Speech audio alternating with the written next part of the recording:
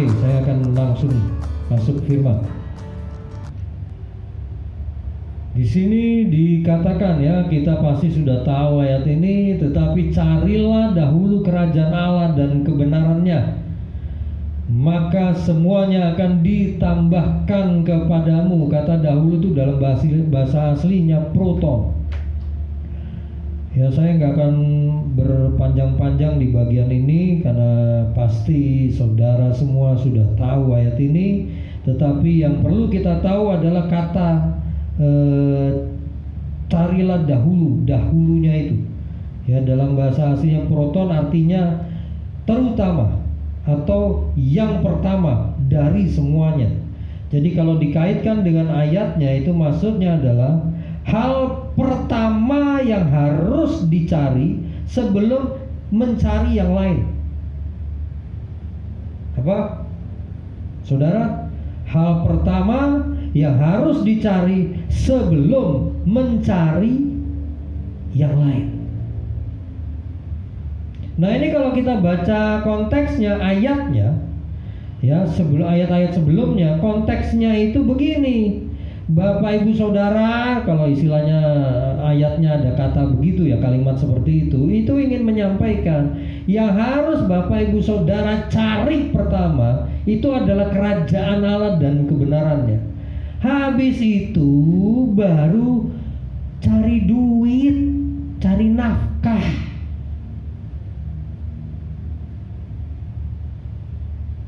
Betul ya? Ini konteksnya, ini kalau kita baca ayat sebelumnya itu soal mencari nafkah. Untuk apa? Untuk pangan, papan, pakaian. Kan di situ juga dituliskan bahwa semuanya itu dicari bangsa-bangsa yang tidak mengenal aku. Tapi kamu jangan kayak gitu. Sebelum kamu nyari nafkah, yang harus kamu utamakan, carilah dahulu kerajaan Allah dan kebenarannya. Itu yang pertama. Nah, kita ini orang Kristen kebanyakan suka salah urutan. Kita fokusnya lebih banyak cari nafkah, bukan cari kerajaan Allah dan kebenarannya. Ini bukan larangan untuk cari duit loh. Salah. Tapi fokus pencarian kita itu seharusnya diutamakan untuk nyari kerajaan Allah dan kebenarannya. Nah, sekarang kita lihat nih. Saya akan cepat saja. Nah, kalau kita lihat ayat tadi, yang dicari itu apa sih? Yang harus pertama dicari sebelum nyari yang lain. Apa? Di situ yang dicari kerajaan Allah dan kebenarannya. Cari nafkah itu nanti, bos. Kalau kamu udah nyari yang ini, baru kamu nyari nafkah. Saya mau sampaikan Bapak Ibu Saudara, orang itu kalau lebih dulu nyari nafkah, tiap kali bangun itu yang dipikirin apa? Aduh, gue mesti kerja nih, nanti mesti gimana ya, gimana supaya duit nambah dan sebagainya. Bukan Tuhan. Pasti kerjaan, pasti soal cari nafkah. Dan kalau sudah fokus begini, waktu kita pasti akan terfokus, tersita paling banyak itu cari nafkah. Sudah pasti. Saya ngomong begini, saya sampaikan di luar kota, di luar pulau. Coba aja Bapak Ibu renungkan. Kalau Bapak Ibu sudah nomor 1 cari nafkah, pasti namanya cari kerajaan Allah dan kebenarannya, itu cuma sisa tenaga, sisa kekuatan, sisa kemampuan daya pikir. Itu pun untung-untungan kalau dapat, kalau ada. Kenapa? Udah capek. Capek apa? Cari nafkah. Orang yang seperti ini pasti masuk dalam perlombaan cari duit. Oh pasti. Ini di mana-mana saya sampaikan kayak gini loh, bukan di sini aja. Dan banyak orang membenarkan, yang hadir itu setuju. Itu fakta. Nah, yang dicari pertama kerajaan Allah. Lalu yang kedua kebenarannya. Nah, kebenarannya ini yang dimaksud apa? Kebenaran tentang kerajaan Allah. Lalu yang kedua apa? Kebenaran yang berlaku dalam kerajaan Allah. Banyak orang nyari kebenaran tentang kerajaan Allah. Tapi mereka seringkali lalai nyari yang berikutnya, kebenaran yang berlaku dalam kerajaan Allah.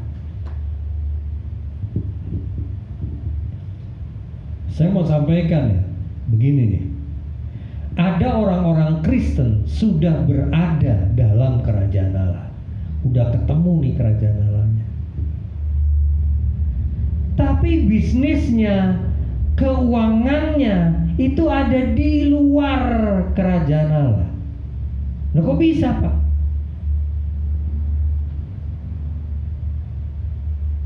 Kenapa? Karena baik bisnisnya, keuangannya tidak dikelola berdasarkan prinsip kerajaan Allah.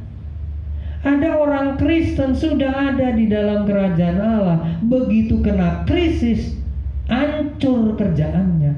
Kenapa? Karena waktu dia melakukan bisnisnya, melakukan pekerjaannya, melakukan hidupnya, apapun dalam hidupnya, tidak sesuai dengan kebenaran yang berlaku dalam kerajaan Allah. Kalah sama krisis.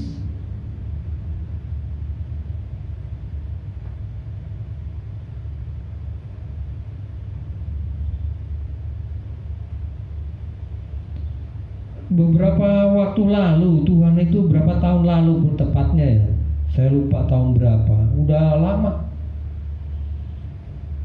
Tuhan tuh bilang gini sama saya,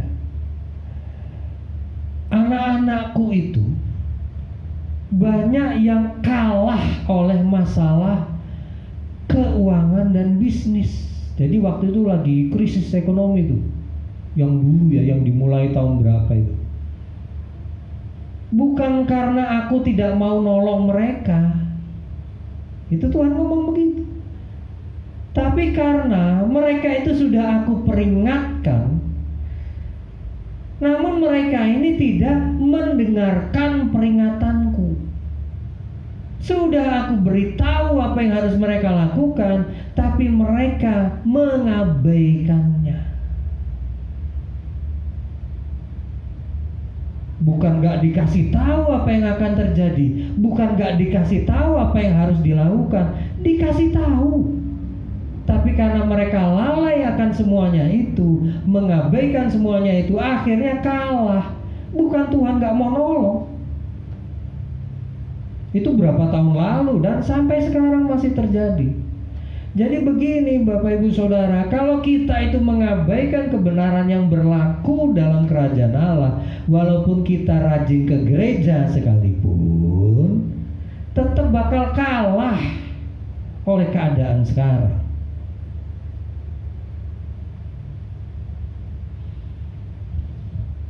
Mau percaya mau enggak, bakal kalah.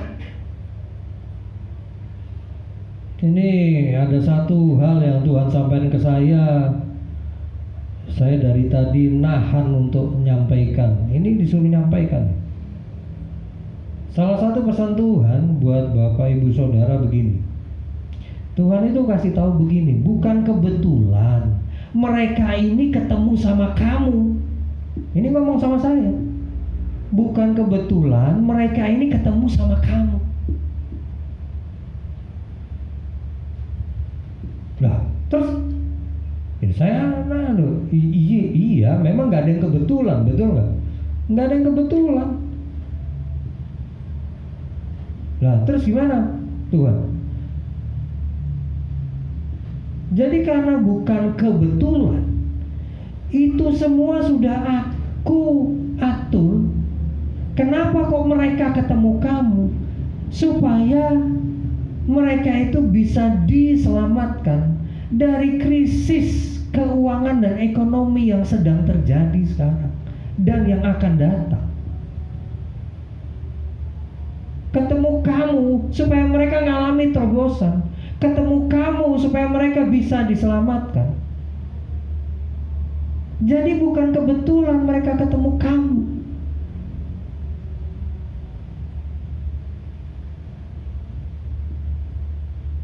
Ada maksudnya. Ini krisis di luar sana, di luar Indonesia makin fatal loh, makin parah. Jadi maksudnya begini saudara, saya tuh nggak tahu apakah nanti Indonesia akan makin kuat krisis keuangannya, ekonominya, bisnisnya. Tapi terus terang, apapun yang terjadi di luar sana pun juga sedang makin meningkat. Amerika tuh mau bangkrut. Tanda bahwa Amerika mau bangkrut salah satunya dia nyetak uang terus. Karena utangnya naik terus. Negara dengan utang tertinggi di dunia itu Amerika. Dolar sekarang berapa? Ada yang tahu perkembangan dolar hari ini? 1 dolar berapa rupiah? Berapa waktu lalu udah menyentuh, kalau nggak salah 16 atau hampir 16 ribu. Haleluya. Tahu nggak itu dampaknya? Harga-harga yang berhubungan dengan dolar pasti mahal. Yang belinya itu dengan dolar, sampai di sini jualnya rupiah. Tapi modalnya untuk dapat barangnya dolar. Ada barang kayak gitu. Pasti naik. Kalau udah naik inflasi, bos. Itu sudah pasti. Nah, sekarang kita lihat di slide yang berikut.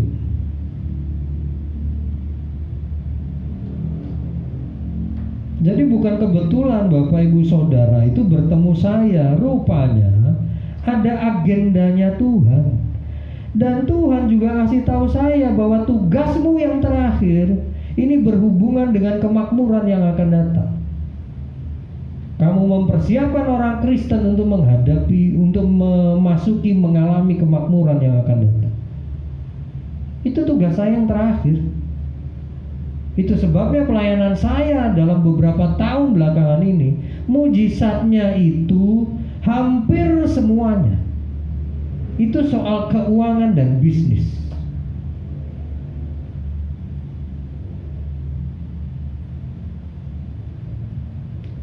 Ada orang bisnis, dia punya bisnis, istrinya punya bisnis, bapaknya kerja di kantor, gereja, istrinya bisnis.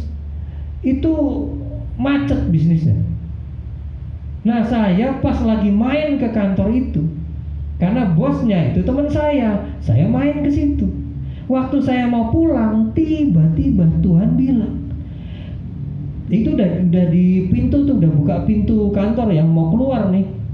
Tiba-tiba Tuhan bilang gini, kembali kamu balik, doakan istri bapak ini. Tahu nggak, begitu saya doakan, bisnisnya lancar, langsung kebuka, boom.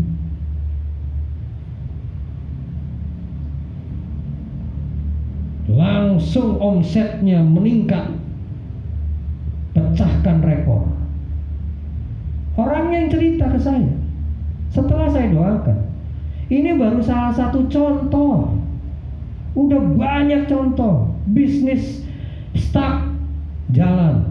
Bisnis mati, hidup lagi.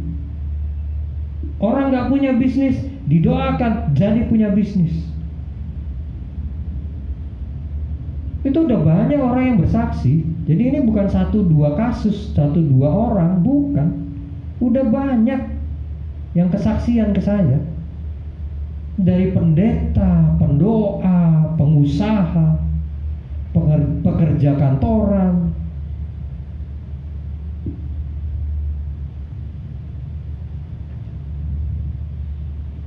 Dalam pelayanan saya ini saya mau beritahu ya, malaikat terobosan keuangan suka datang tuh.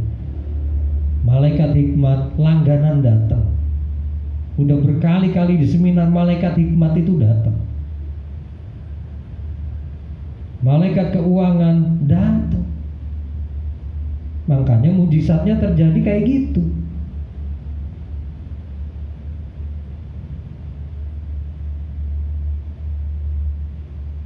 Nih, sekarang kita perhatikan ya prinsip keberhasilan. Ini sempat saya sampaikan di khotbah-khotbah lalu ya, sepintas tapi. Nah ini saya mau jelaskan. Prinsip keberhasilan itu pada dasarnya, pada dasarnya itu terbagi dua. Prinsip keberhasilan tapi berdasarkan firman Tuhan itu disebut prinsip kerajaan. Yang tadi saya bilang kebenaran yang berlaku dalam kerajaan Allah. Prinsip kerajaan. Nah, di dalam prinsip-prinsip kerajaan ini yang Bapak Ibu bisa lihat, ini contoh saja beberapa di antaranya. Ada soal iman, ada soal firman berkat, ada soal hikmat dan seterusnya. Itu prinsip kerajaan Allah. Lalu ada prinsip umum. Prinsip umum ini prinsip bisnis yang umum dikenal orang. Contoh, modal. Yang lalu kan saya pernah tanya, bisa nggak kasih tahu prinsip keberhasilan atau mau bisnis itu harus bagaimana? Ada yang bilang modal, ada yang bilang apalagi waktu itu lokasi strategis, bahkan koneksi. Itu juga salah satu prinsip keberhasilan di dunia bisnis. Punya koneksi. Pak, bukannya salah, loh enggak. Kita ini perlu koneksi, perlu hubungan dengan orang. Jangan kerja sendiri. Betul ya? Nah, itu berlaku secara umum, semua orang udah tahu. Tapi masalahnya kan tidak semua orang punya apa yang dibutuhkan. Betul nggak? Ada orang nggak punya modal, jadi dia nggak bisa bisnis. Betul ya? Ada orang itu nggak punya koneksi, nggak punya lokasi, nggak punya tempat bisnis, udah nyari nggak ketemu modal karena modalnya juga nggak ada. Betul ya? Apakah prinsip umum ini dibutuhkan? Iya, itu nggak ada yang salah soal itu. Bener, harus punya modal. Loh, di mana-mana punya bisnis harus punya modal, kecuali dapat bisnis warisan. Betul kan? Gak perlu punya modal, gak perlu lokasi, sudah ketemu. Karena apa? Warisan. Nah, tapi sekalipun gak punya itu, kalau kita menerapkan prinsip kerajaan, prinsip yang umum itu bisa terpenuhi. Jadi levelnya itu yang di atas itu prinsip kerajaan. Sayangnya banyak orang lebih mengutamakan cari modal daripada prinsip kerajaan.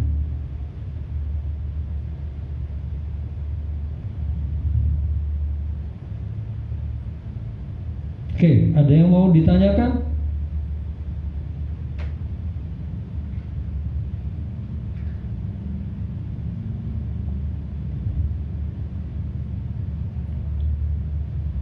Tidak ada?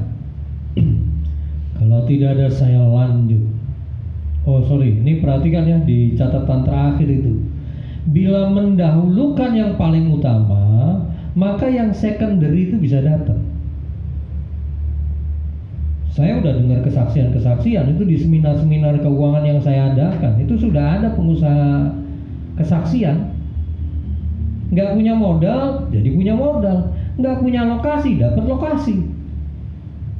Kenapa? Karena dia mengutamakan prinsip kerajaan. Jadi sebenarnya ada orang-orang yang gagal punya usaha atau gagal menjalankan bisnis. Alasannya itu karena apa? Karena mereka tidak mendahulukan yang seharusnya. Yang seharusnya diminggirin. Ini yang menarik begini Bapak Ibu, ya saudara-saudara sekalian. Yang menarik ini, Tuhan itu suka gini loh. Ini saya kasih tahu ya. Kalau kita itu sedang lebih mengutamakan yang secondary, prinsip bisnis yang umum. Tuhan itu suka ngingetin melalui Roh Kudus. Bro, cari Tuhan, baca Alkitab, belajar Alkitab, diingetin sama Dia. Dan kadang Dia pakai manusia untuk ngingetin. Bukan kadang ya, bahkan sering juga pakai manusia untuk ngingetin. Ayo Pak, ayo mari belajar Alkitab, ayo ikut PA. Loh, sebenarnya kenapa itu kok Tuhan suka ngingetin begitu? Karena Dia mau kita itu mengutamakan yang seharusnya, yaitu prinsip kerajaan. Karena kalau kita mengabaikan yang ini, bisnis kita bisa turun. Walaupun sudah dapat lokasi strategis, modal sudah punya, koneksi ada, semuanya serba ideal, itu bisa runtuh kalau kita mengabaikan yang pertama. Udah banyak contoh. Saya tuh kalau orang pengusaha datang konsultasi ke saya soal bisnisnya, soal uangnya, selalu yang saya tanya itu apa? Prinsip kerajaan Anda lakukan nggak? Singkatnya begitu tuh. Intinya begitu saya nanya. Dan semuanya itu yang kayak yang mengalami kejatuhan, stuck dan sebagainya, itu karena mereka melalaikan prinsip kerajaan, kebenaran yang berlaku dalam kerajaan Allah.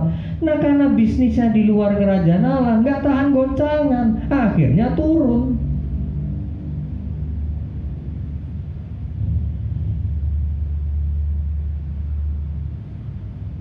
Jadi kita mesti hati-hati. Ada yang paling utama, the first, yang pertama, itu adalah prinsip kerajaan Allah.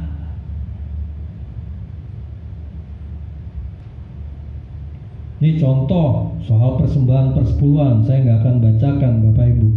Tapi yang satu ini bagian dari prinsip kerajaan Allah.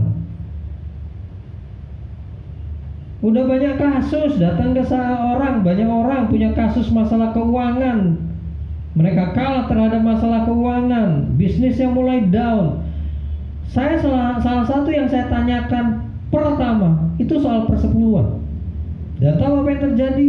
80% dari yang konsultasi, yang konseling itu, mereka lalai sama persepuluhan. Percaya nggak percaya?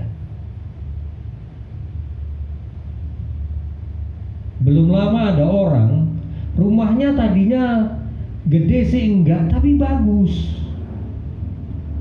Lalu nggak lama pindah rumah semeter persegi. Saya mau datang ke rumahnya, dia tolak. Gara-gara apa? Malu terima saya. Nanti juga nyusahin saya kalau bertamu ke situ. Mau duduk di mana? Kasarnya begitu. Tahu nggak ternyata apa? Dia pindah gereja ceritanya. Di gereja itu diajarin nggak perlu atau nggak wajib bayar persepuluhan. Lebih baik uangnya dipakai untuk bantu keluarga yang kesusahan, atau saudara yang, atau teman yang kesusahan. Tahu nggak, sejak itu terjadi, setelah itu dilakukan, terjadilah pindah rumah semester persegi.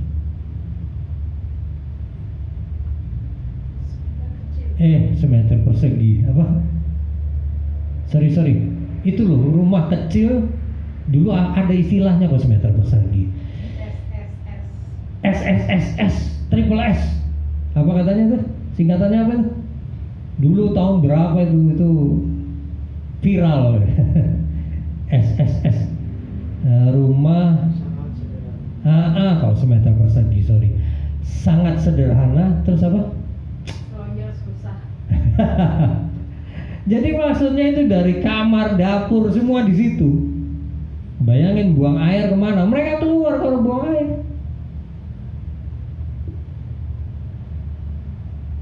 Itu sampai kayak gitu. Terus saya, Pak, maaf ya Pak, pengajaran Pak Pendeta Gembala Bapak soal perpuluhan itu sesat Pak. Saya bilang gitu. Bukan orangnya yang sesat, pengajarannya soal itu nggak benar. Dan tahu nggak, Pak Pendeta, gembalanya dia, itu pengusaha kaya. Ya enak aja dia ngomong begitu. Jemaatnya ini jadi makin miskin gara-gara pengajaran itu.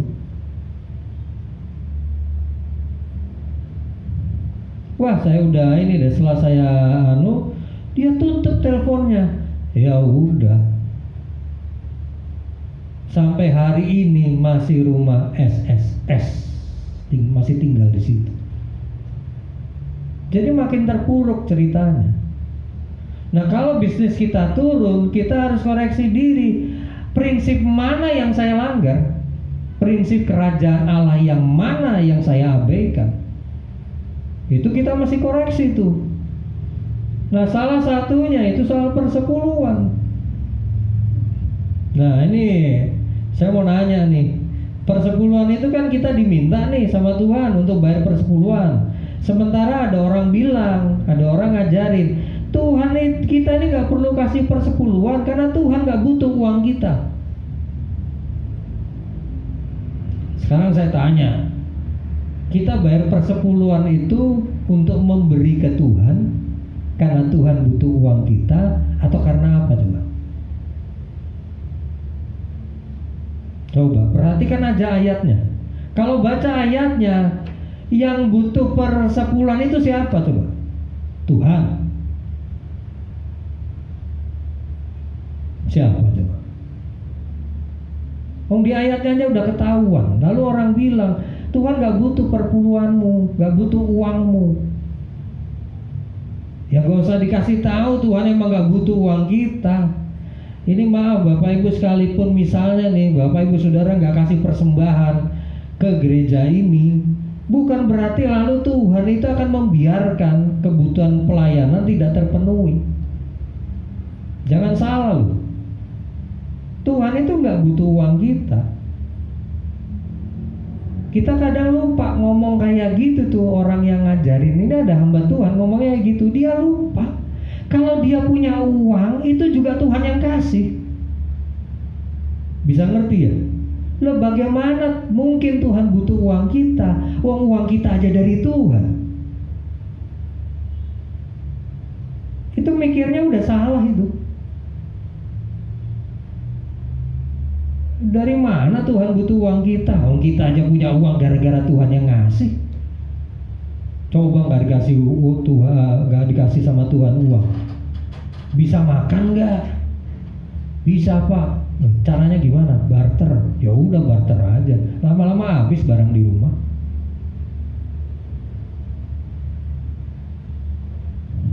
Nih, siap untuk ini ada prinsip kerajaan Allah soal uang nih.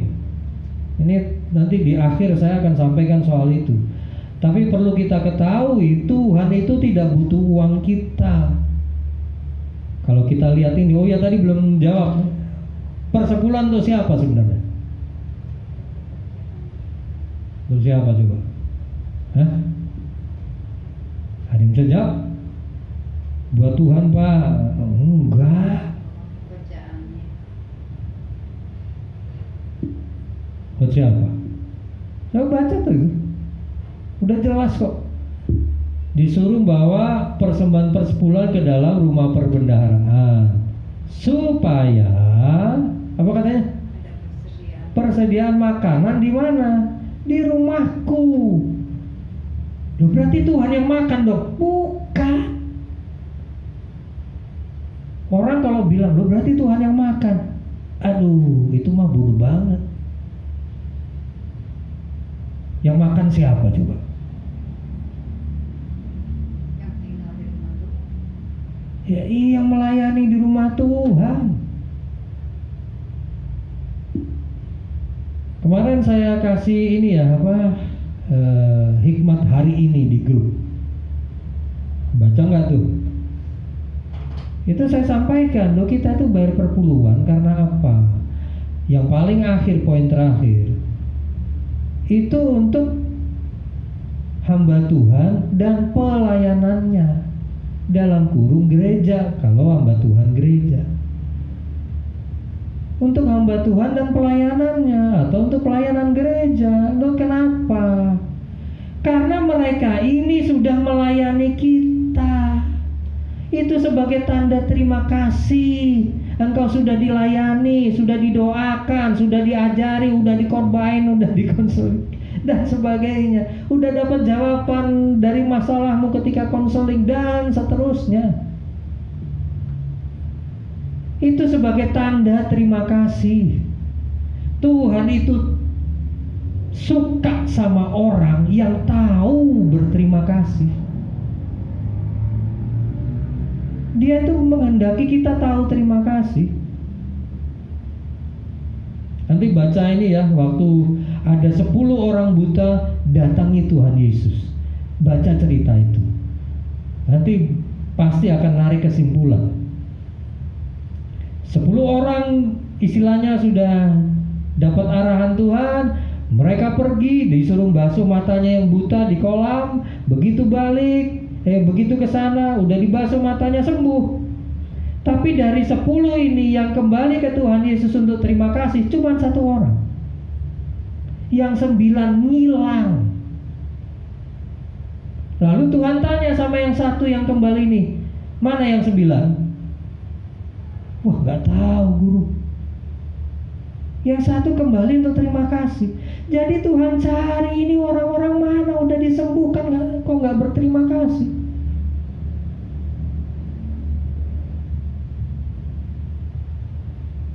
Tapi kalaupun ada anak-anak Tuhan gak kasih persepuluhan, terus gak ada makanan di rumah Tuhan, lalu apa yang dilakukan Tuhan? Tuhan akan buka sumber-sumber yang lain. Tuhan tidak bergantung pada persepuluhan jemaat. Tapi kalau jemaat tidak tahu memberi persepuluhan, dia akan pakai cara lain untuk memberkati hamba-hambanya. Lalu habis itu apa yang dilakukan Tuhan? Tuhan akan negur jemaat-jemaatnya yang tidak bayar perpuluhan. Dan kalau udah dikasih waktu untuk bertobat, tidak bertobat juga. Bapak Ibu tahu apa yang terjadi? Ini saya bukan mau nakut-nakutin lu ya. Saya tidak bermaksud mengintimidasi.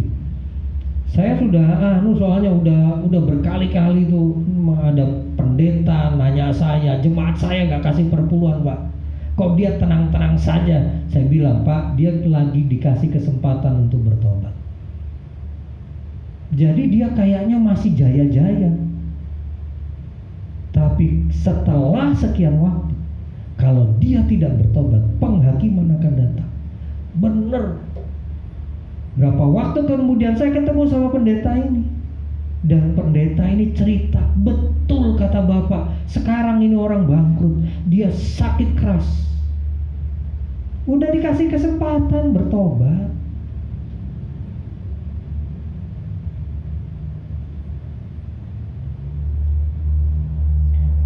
Ada satu keluarga yang pergi dari kita, saya nggak perlu sebut namanya.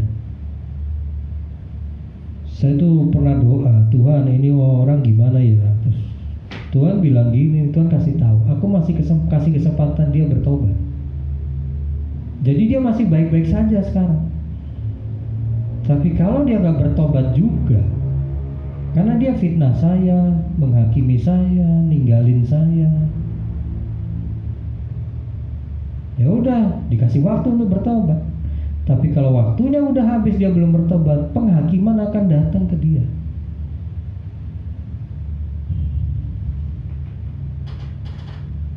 Tuhan itu begitu Bapak Ibu. Dia kasih negur, dia kasih teguran, lalu dia kasih waktu untuk bertobat. Nah, waktu bertobat untuk bertobat ini nggak ada yang tahu, hanya Tuhan yang tahu. Bisa lama, bisa sebentar, bisa setengah lama, itu tergantung Tuhan. Ada yang lama nggak bertobat nggak terjadi sesuatu, lalu yang bingung kita. Wah, Tuhan kok kayaknya dibiarin aja ya tuh orang kayak gitu. Waktu anugerah kasih karunia Tuhan buat dia emang lama. Tunggu aja.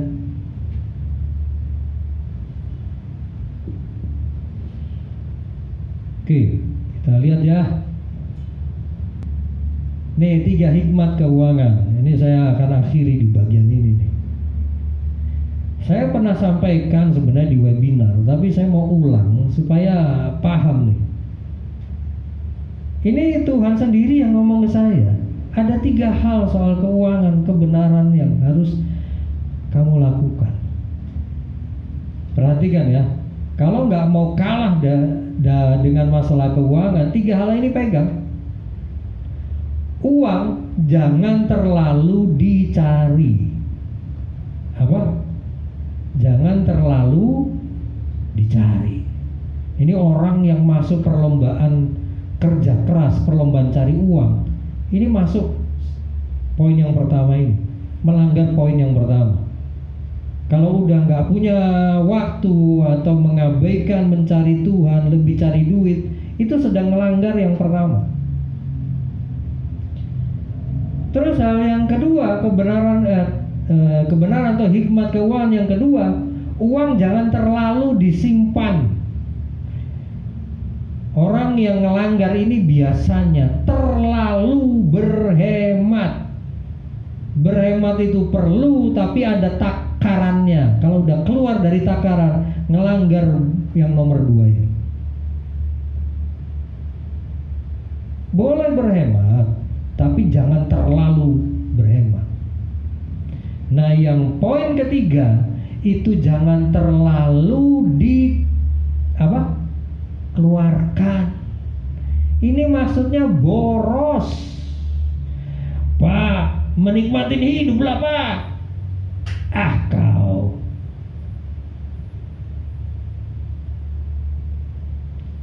Saya mau sampaikan ya, ini ketiga hal ini, 3 poin ini, itu sebenarnya bagian dalam jalan kemiskinan. Jalan kemiskinan itu ada 6. Nah, 3 diantaranya ini poin-poin ini nih. Saya temukan itu di mana? Di kitab Amsal. Di kitab Amsal itu ada 6 jalan kemiskinan. Ada 6 cara hidup orang, sikap hidup orang yang menyebabkan orang itu masuk dalam jalan kemiskinan. Memang gak langsung miskin, tapi mulai ngalami penurunan demi penurunan. Nah, yang ketiga itu jangan terlalu dikeluarkan. Maksudnya apa? Jangan boros. Nih, ayatnya di mana Pak? Nah, saya kasih tunjuk ayatnya. Ya toh. Orang yang suka, apa katanya? Bersenang-senang. Aduh, beli ini, beli itu, nikmatin hidup katanya. Apa katanya? Akan berkekurangan. Orang yang gemar kepada minyak dan anggur. Maksudnya minyak dan anggur ini apa? Barang-barang mewah. Tidak akan menjadi kaya. Tuhan tidak melarang kita menikmati hidup. Tapi kalau boros, itu sudah bukan lagi menikmati hidup. Itu berfoya-foya. Dan kalau melanggar yang satu ini, saya mau beritahu, uang akan meninggalkan kita. Nah, ini saya balik dulu ya, 3 kebenaran tentang uang. Uang jangan terlalu dicari, uang jangan terlalu disimpan, uang jangan terlalu dikeluarkan. Kalau ketiganya ini dilanggar, uang itu malah pergi dari kita. Dia akan say goodbye.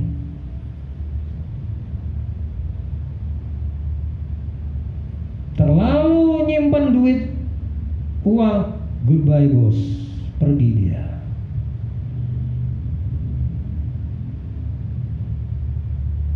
Makanya saya tuh kadang kalau ngelihat orang nih ya, udah kurang cari Tuhan, lebih cari duit. Zaman saya tuh tinggal ngeliatin aja udah. Kita lihat saja nanti. Uang akan goodbye, akan say goodbye. Goodbye bos. Dia melangkah pergi. Terus kita nambahi jam kerja kita supaya demi mendapat uang.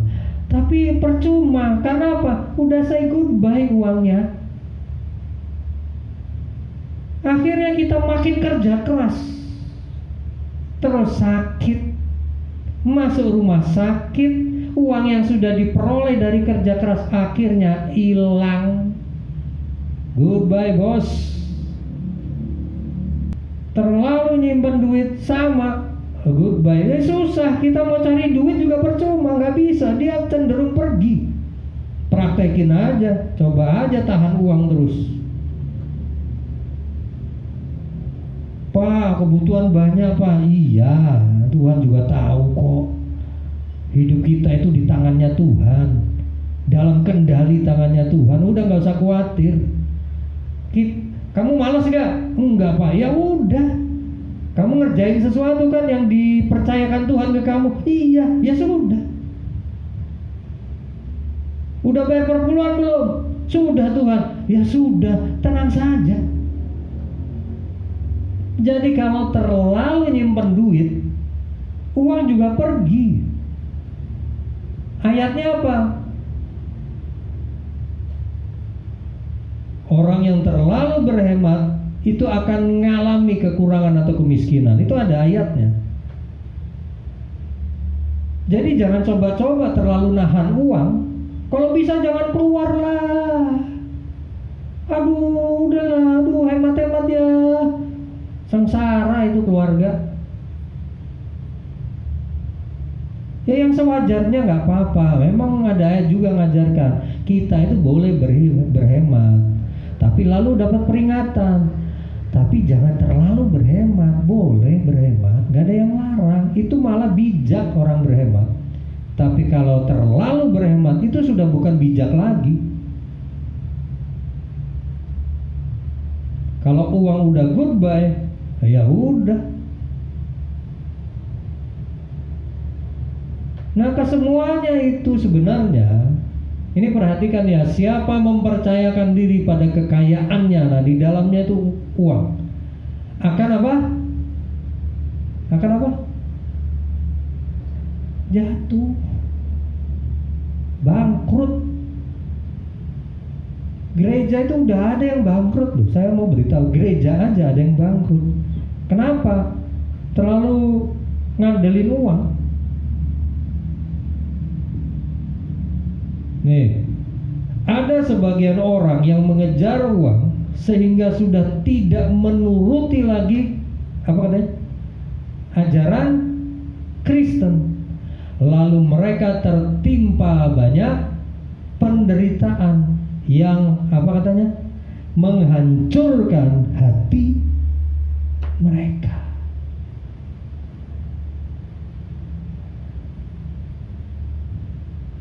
Tuhan itu sayang kita. Dia pengennya itu kita berlindung sama dia, bukan sama uang, bukan sama bisnis yang kita jalani. Sebab kalau sudah megang yang lain yang bukan Tuhan, kita itu di luar perlindungan Tuhan. Tuhan itu gak pernah paksa kita untuk berlindung sama dia. Masalahnya begitu kita keluar, kita tidak terlindung dari serangan kuasa gelap, dari keadaan dunia yang makin krisis. Gak bisa.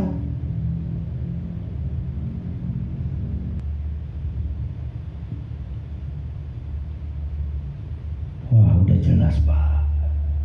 Banyak sih sebetulnya mau Ya satu aja Pak, satu aja. enggak apa contoh-contoh konkretnya gitu misalnya gitu. Nah itu tadi kan, orang yang terlalu apa tadi? Tiga tadi tuh misalnya. Iya kan? Saya tadi sempat kasih contoh. Jangan terlalu dikeluarkan. Itu maksudnya hidup boros. Contohnya apa? Ya ada kalimat yang sepertinya berhikmat. Kita ini hidup ya harus menikmati, harus dinikmatilah. Loh, ada orang itu demi menikmati hidup katanya, itu sampai pinjem. Gaya hidupnya ditopang oleh pinjaman. Tapi kan saya punya penghasilan Pak. Iya. Tapi gaya kayak begitu lama-lama itu juga akan menghancurkan keuangan kita. Loh, udah banyak orang kayak gitu. Jadi dia tuh rumah dari kredit, terus apa lagi, mobil kredit, punya motor mahal kredit, gajinya gede sih, tapi lama-lama yang dia kredit itu banyak. Lama-lama kewalahan, tiba-tiba bisnisnya menurun, udah ambrol. Kalau yang terlalu disimpan jangan tadi. Terlalu disimpan begini nih, udah dapat duit, ya toh, perpuluhan berat. Ada udah dapat duit banyak, perpuluhan susah, berat. Ngitung dia, kemarin penghasilan 2.200.000, sekarang penghasilan 10 juta bos. 10 juta jadi berapa? 1 juta. Aduh, sayang bener, berat.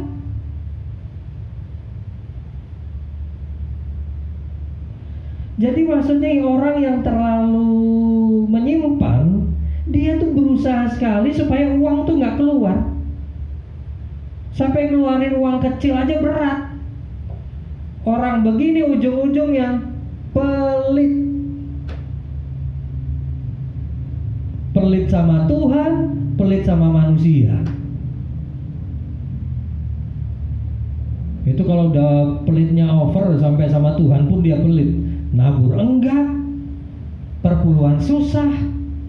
Yo ada loh orang nggak kasih perpuluhan padahal kaya.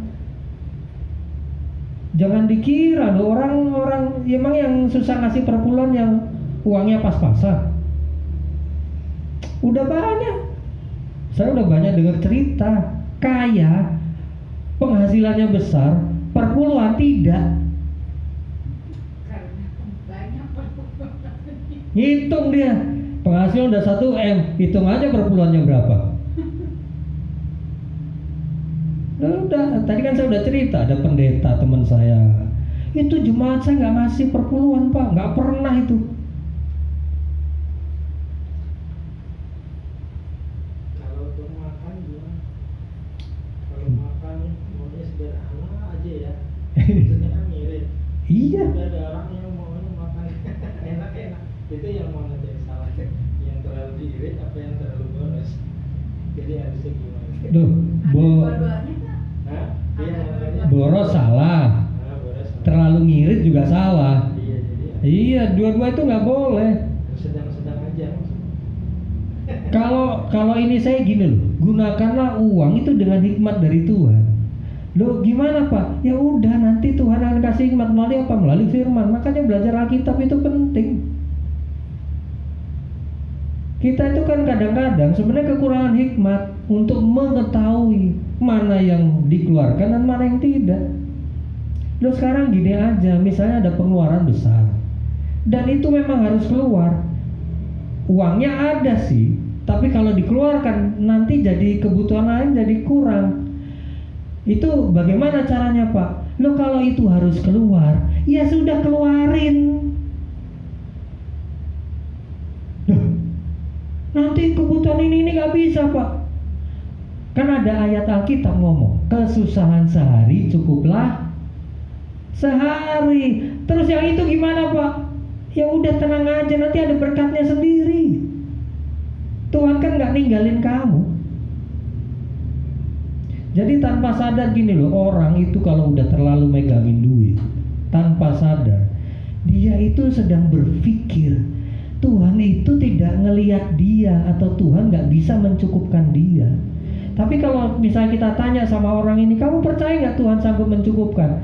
Dia akan bilang, iya saya percaya. Giliran masuk hidup, ketemu masalah, dia bingung. Loh katanya Tuhan pasti nyukupin, tapi kok masih mumet, kan nggak cocok. Saya tuh nerapin sekali, kesusahan sehari cukuplah untuk sehari. Saya nerapin sampai sekarang. Makanya saya tuh nggak bingung-bingung kalau ada pengeluaran ya udah keluarin. Masa kalau misalnya uang tinggal sedikit lalu kita jadi sampai makan pun ngirit-ngirit amat. Saya bilang sama Tuhan, Tuhan kalau rekening saya habis, saya nggak bisa makan. Ya udah, kami keluarga kalau masih ada gula minum teh. Nggak apa-apa, saya bilang. Loh, yang malu bukan saya, yang malu siapa tuh? Kalau saya sampai kelaparan, uang saya habis nggak bisa makan, yang malu siapa? Loh, yang ngutus saya jadi hamba Tuhan, yang menetapkan saya jadi hamba Tuhan siapa? Lah kalau Tuhannya nggak jamin hidup saya, yang malu dia, bukan saya. Ya paling-paling awal doang saya malu, tapi kalau orang tahu bahwa saya sudah melayani sungguh-sungguh, yang malu siapa? Ya Tuhan. Kan saya pernah bilang, Pak Yosef itu waktu kripto harganya turun, dia nemuin saya, dipanggil ketemu dia. Yang khawatir tuh dia. Lalu saya bilang, loh Pak, saya ini kan nggak nganggur Pak. Yang Tuhan suruh saya lakukan, saya lakukan. Jadi nggak mungkin Pak, buat saya, ini pernyataan saya sama Pak Yosef, buat saya kripto turun atau kripto nggak turun, buat saya sama saja. Loh, sebelum ada saya kenal kripto ya begitu juga kok saya. Halo, apa mesti berbeda begitu saya invest di kripto? Ya enggak dong, sama saja. Sebelum kenal kripto saya bergantung sama Tuhan. Setelah kenal kripto ya bergantung sama Tuhan juga. Loh, apa bedanya terus?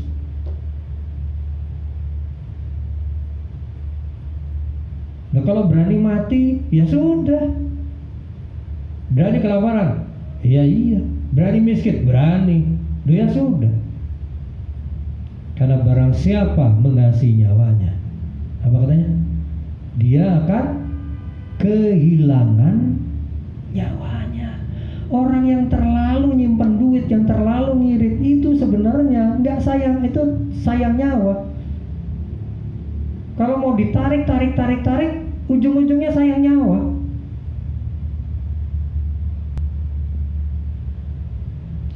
Nih, saya tutup dengan kesaksian saja ya, supaya Bapak Ibu tahu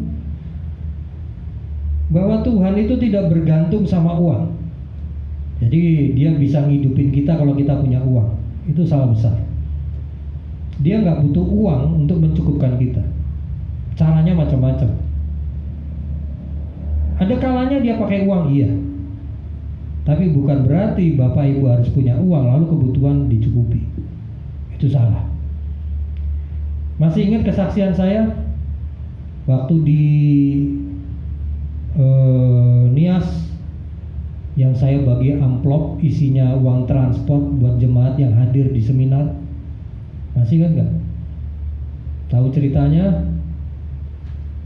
Loh, itu mujizat terjadi di tangan saya loh. Saya bagi amplopnya nggak habis-habis. Sampai orang terakhir itu amplop baru habis. Padahal sebenarnya antara jumlah jemaat yang hadir sama jumlah amplop lebih besar jumlah jemaat. Jadi kurang sekian puluh amplop. Dan itu terjadi di tangan saya mujizat itu. Sekarang saya tanya, yang melakukan mujizat siapa itu? Yang dipakai Tuhan melakukan mujizat. Kalau saya doakan orang sakit sembuh. Yang dipakai Tuhan sebagai sarana untuk melakukan mujizat siapa? Saya kan? Pak Bernard doakan Yuda, satu kali sakit gigi gak sembuh-sembuh, didoakan. Giginya copot sendiri. Terus saya tanya, ya kan gak mesti sembuh ya toh. Giginya copot sendiri juga bisa kan? Iya dong, kita ini jangan membakukan mujizat juga. Ini sebagai contoh kasus saja nih ya. Kita kan suka membakukan. Giginya copot. Nah, misalnya itu terjadi, masalah selesai.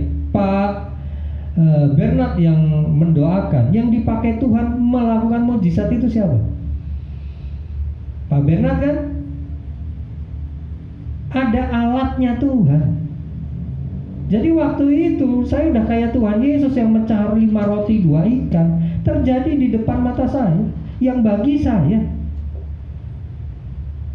Nah sekarang coba, Tuhan itu tidak mendatangkan orang untuk memenuhi kekurangan amplop dan uang. Itu terjadi mujizat.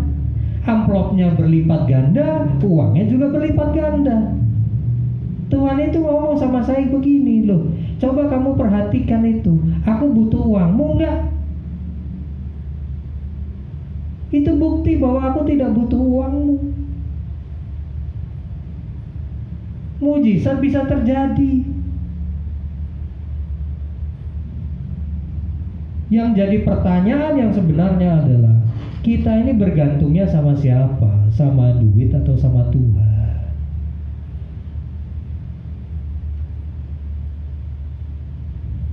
Kan begitu.